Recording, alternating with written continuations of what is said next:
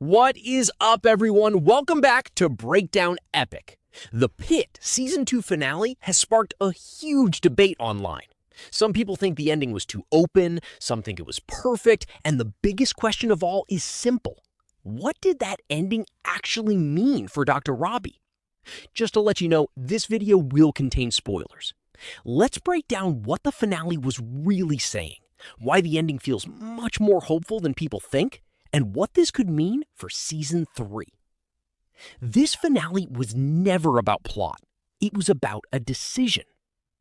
I think the first thing people need to understand about this finale is that the Pitt was never trying to end like a mystery show. A lot of viewers wanted a clean answer. Is he staying? Is he leaving? Is he going to take his life? Is he going to come back next season perfectly fixed? But real life does not work like that. People do not solve years of burnout, trauma, grief, and emotional collapse in one shift. That is exactly why the ending feels so grounded. This finale understood something very important.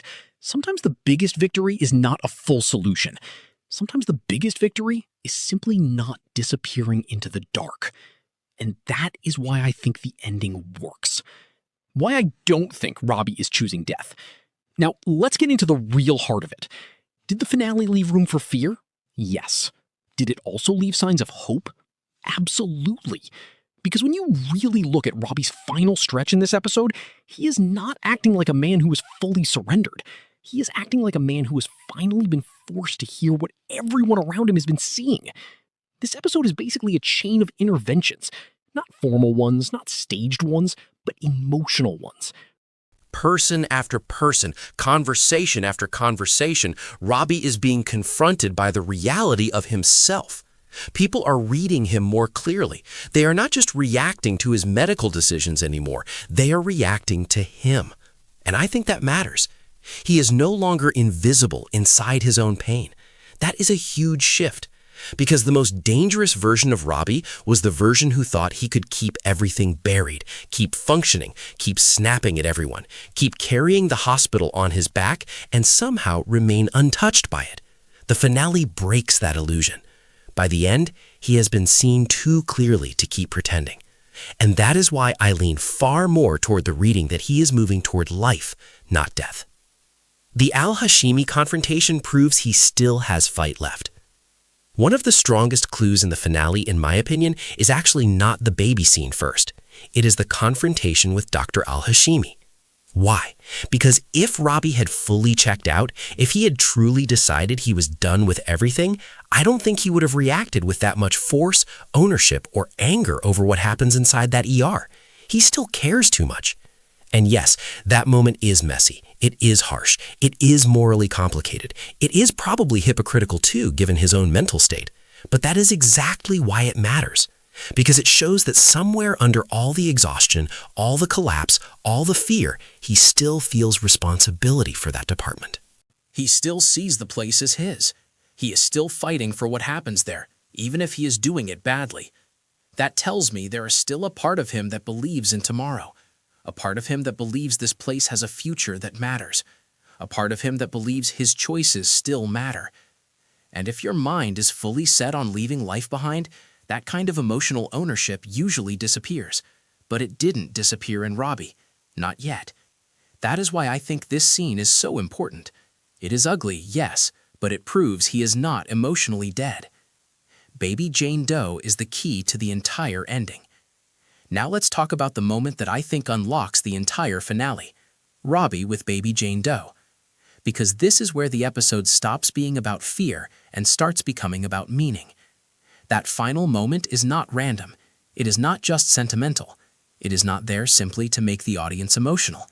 It is the clearest symbolic statement in the entire episode. Robby connects himself to that baby through abandonment. That is massive. Because once he says that out loud, once he emotionally links his own inner wound to this child, the scene changes from a quiet hospital moment into something much deeper.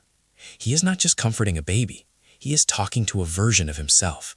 He is acknowledging the wound, naming it, holding it, and for the first time in a long time, not running from it.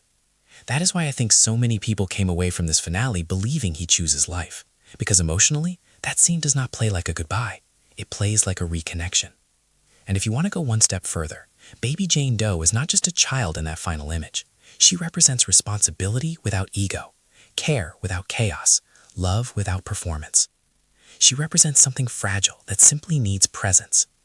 And maybe that is exactly what Robby needs in return. Is the show hinting that Robby might foster the baby? Now here is where the theory side of things gets really interesting. I genuinely think the finale is planting the idea that Robby may take time away from the ER and step into some kind of caregiving role connected to Baby Jane Doe, whether that means fostering temporarily, helping facilitate her future, or at the very least using that relationship as the emotional pivot point that changes his life. And honestly, the setup is there. Throughout the season, the show keeps touching on timing, parenthood, missed futures, and the idea that maybe some forms of love do not arrive the way you imagine they would. Robby has been framed as someone whose life became so consumed by work that the personal future never happened. The partner, the family, the stability, all of that feels like something that drifted away while he stayed inside the hospital. So when the finale ends with him holding that child, it almost feels like the show asking, is it really too late for him to become something more than the job? That does not mean Season 3 turns into a family drama, but it does mean the series may be opening a door for Robby to find healing through care in a way that is personal, not professional. And if that happens, it would completely fit the emotional logic of the finale. What Season 3 could really be about? So if Season 2 was about collapse, what is Season 3? I think Season 3 is about consequences and recovery. Not magic recovery, not 3 months later and he's fine recovery. I mean the uncomfortable kind, the realistic kind, the kind where relationships are damaged, trust has been shaken, and people now know he is not invincible. That is where the show gets even stronger. Because if Robby comes back, he won't just be returning to medicine. He will be returning to people who saw him unravel. And that changes everything. It changes how they talk to him, how they trust him, and how much he can keep hiding behind authority.